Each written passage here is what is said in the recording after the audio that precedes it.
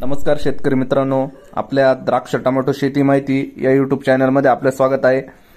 तर आज आपण डी-बास या कंपनीच्या इफेकॉन या कीटकनाशकाबद्दल माहिती जाणून घेणार आहोत।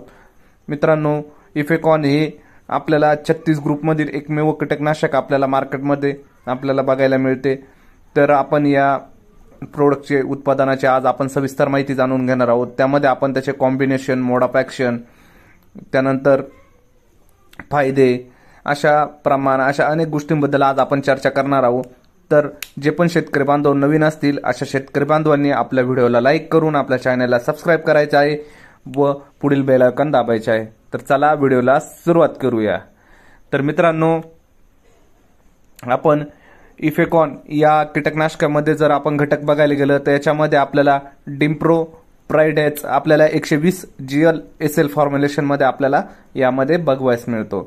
तर याच्यामध्ये आपण जर मोड ऑफ ॲक्शन मध्ये मोड ऑफ ॲक्शन बद्दल जर बघायला गेलं तर आपल्याला हे एक तात्काळ देणारे कीटकनाशक आहे, म्हणजे तात्काळ देणारे रिझल्ट देणारे आपल्याला कीटकनाशक आहे। यामध्ये आपल्याला झटपट कृती आपल्याला बघवायस भेटते। त्यानंतर संपर्कात आल्यानंतर कीटक लगेचच रस शोषण थांबवतात आणि फक्त 2 तासाच्या आतच आपल्याला कीटक हे मरताना बघवायस मिळतो।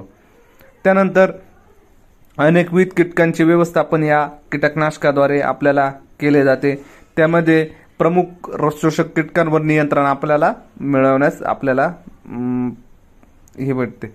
तर त्यानंतर आपण जर मुख्य कीटक जर बघितलं, यामध्ये आपल्याला पांढरी माशी, त्यानंतर नागाळे, मावा, तुडतुडे, त्यानंतर अनेक प्रकारच्या थोड्या प्रकारच्या अळ्या, त्यानंतर थ्रिप्स, अशा कीटकांवर आपल्याला या कीटकनाशकाद्वारे आपल्याला नियंत्रण बघवायस मिळते। हे एक विषाणू संसर्ग कमी करते। त्यानंतर फवारण्यांची संख्या पण आपल्याला कमी करते। त्यानंतर दीर्घकाळ टिकणारे आपल्याला संरक्षण देण्याचे काम हे आपल्या पिकास करत असते। त्यानंतर हे एक सिस्टमॅटिक कीटकनाशक असल्या कारणाने आपल्याला दीर्घकाळ आपल्याला याचे नियंत्रण भेटते।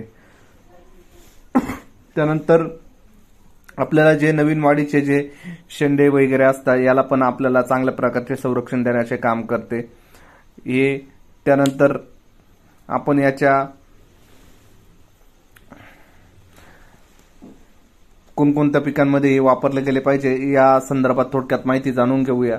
त्यामध्ये मुख्यतः आता टोमॅटो, मिरची, वांगी, काकडी आणि कपाशी या पिकांमध्ये त्याची शिफारस आहे। त्यानंतर फवारणी नंतर दीर्घकाळ परिणाम राहतो। मित्र कीटक व मधमाशांसाठी हे एकदम सुरक्षित आहे। याच्या जर आपण प्रमाणाबद्दल जर माहिती बघायला गेलं तर आपल्याला 280 मिली एकरी याचे आपले प्रमाण आपल्याला बघवायस मिळते। तर मित्रांनो, हे एक एकदम जलद गतीने फास्ट रिझल्ट देणारे कीटकनाशक आहे। तर तुम्हाला माहिती कशी वाटली? माहिती आवडली असेल तर आपल्या नक्की व्हिडिओला लाईक करायचे आहे व चॅनलला सबस्क्राइब करायचं आहे। भेटूया पुढील व्हिडिओमध्ये। धन्यवाद।